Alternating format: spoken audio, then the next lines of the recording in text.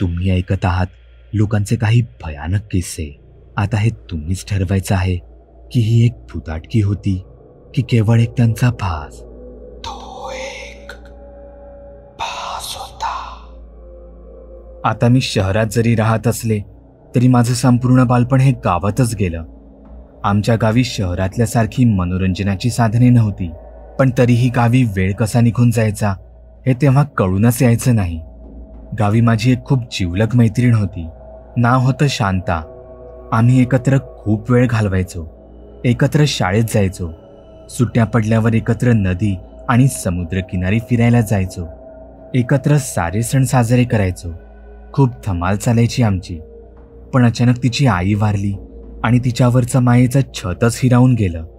माझ्यासाठी सर्वात वाईट गोष्ट तर त्यानंतर घडली, जेव्हा कार्याच्या 13व्या दिवशी शांताला तिचा मामा त्याच्या घरी घेऊन गेला, कायमचा. मी त्या दिवशी खूप रडले, अगदी ढसाढसा रडले. माझी आजी मला हसवायला म्हणून म्हणे, "अगे पुरी, एवढा रडू नकोस, नाहीतर नदीत पूर येत." पण माझं रडणं काही थांबलं नाही. हळूहळू मी माझ्या मनाला समजवू लागले. ते सत्य आहे ते मी स्वीकारू लागले. पण शांतासारखी मैत्रीण मी पुन्हा कधीच कमवू शकले नाही. एके दिवशी दारावर थाप पडली. बाहेरून येणारा आवाज ओळखीचा वाटत होता. माझ्या आईने दार उघडलं.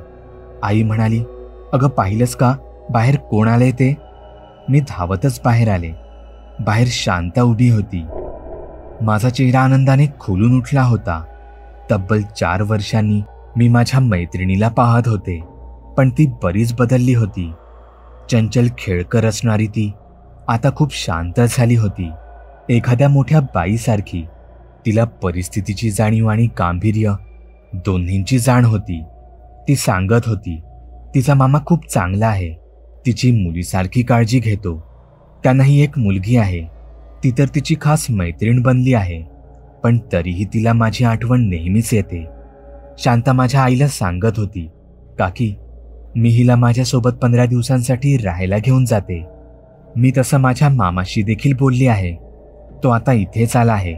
थोड्या वेळात तो येईल तुम्हाला भेटायला." असं म्हणत ती तिथून निघून गेली. माझ्या आईला आमची मैत्री ठाऊक होती, म्हणून तिनेही याला विरोध केला नाही. स्वतः शांताचा मामा आणि मामी आमच्या घरी आले आणि त्यांच्यासोबतच मी त्यांच्या गावी निघून गेले.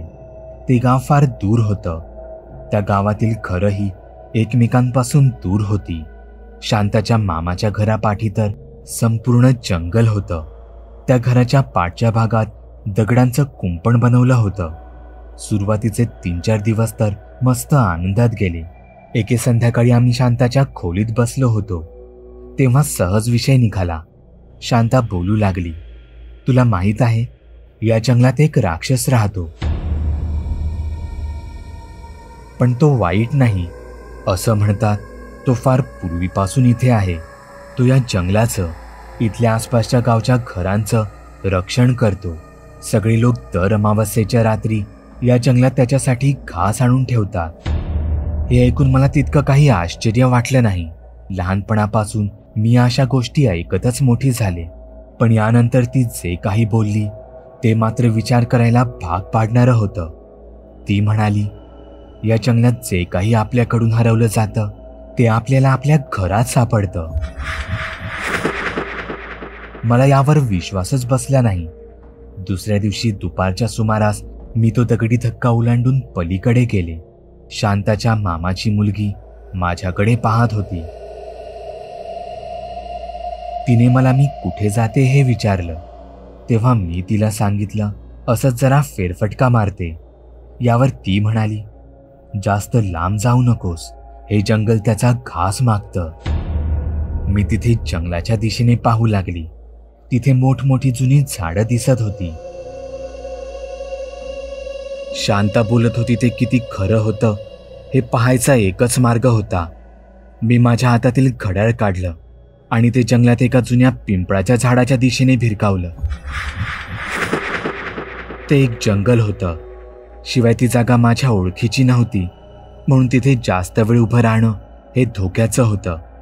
मी तशीच शांताच्या घरी आले. तिथे मला वेगळं असं काहीच जाणवलं नाही. रात्री झोपायच्या वेळी मी बॅगेत माझे कपडे काढायला म्हणून हात आत घातला आणि काय आश्चर्य, माझं मी मगाशी फेकलेलं ते घड्याळ ते ह्या बॅगेत मला मिळालं. त्याला लागलेले मातीचे कण हे त्या खालच्या कपड्यांवरही पडले होते. शांताच्या मामाची मुलगी माझ्याकडे पाहत होती.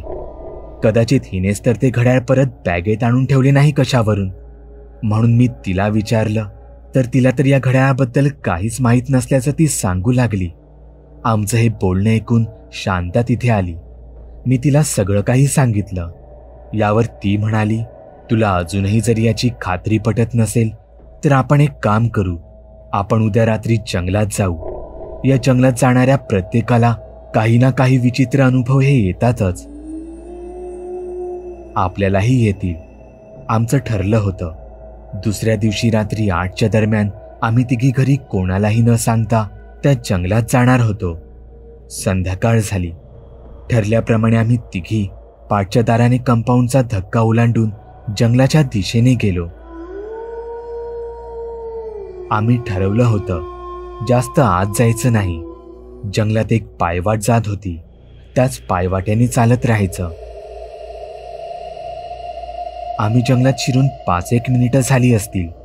तोच शांताच्या मामाची मुलगी जागीच थांबली. ती बोलू लागली, आपण हे नको करायला. आपण घरी जाऊ. बाबांना कळलं तर फुकटचा ओरडा पडायचा. खरं तर आता आम्हालाही भीती वाटत होती, पण तसं कोणी बोलून दाखवत नव्हतं. आम्हीही विचार केला, उगाच विषाची परीक्षा का घ्यावी. तोच माझ्या आणि शांताच्या हातील टॉर्च एकाच वेळी चालू बंद होऊन बंद पडली. हे पाहून मामाची मुलगी इतकी घाबरली की आम्हाला सोडून तिच्या घराकडे धावत सुटली.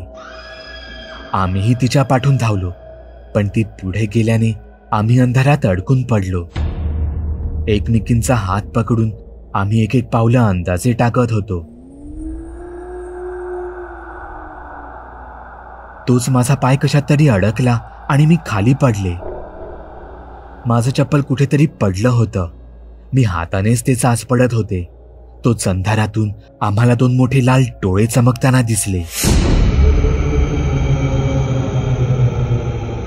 ते डोळे जिथे होते त्याचा जर अंदाज बांधला तर ते जे कोणी होतं ते एकतर झाडावर तरी लटकत असावं, नाहीतर ते 7-8 फूट उंच तरी असावं.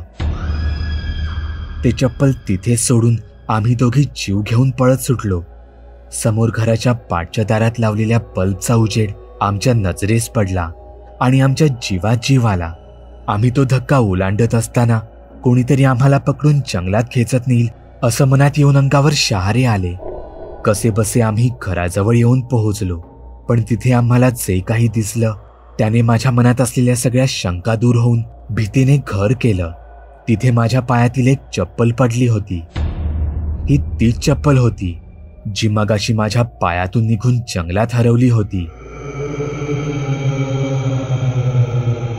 या घटनेला आता बरीच वर्ष होऊन गेली. शांता आणि मग माझंही लग्न झालं. मी आता शहरात राहते. पण जेव्हा कधी मी माझ्या बालपणीच्या मैत्रिणीला फोन करते तेव्हा मला तो प्रसंग आठवल्याशिवाय राहत नाही. त्या जुन्या आठवणी आठवताना अंगावर आजही शहारा येतो. तो एक भास होता. तुम्ही सुद्धा तुमच्या गोष्टी बागुल बुवाला मेल किंवा मेसेज करू शकता.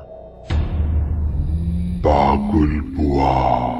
चॅनलवर अपलोड केलेल्या नवीन व्हिडिओची नोटिफिकेशन मिळवण्यासाठी चॅनल सबस्क्राईब करायला विसरू नका. व्हिडिओ आवडला तर आमच्या मेहनतीचा मोबदला म्हणून तो लाईक करून मित्रांसोबत जरूर शेअर करा.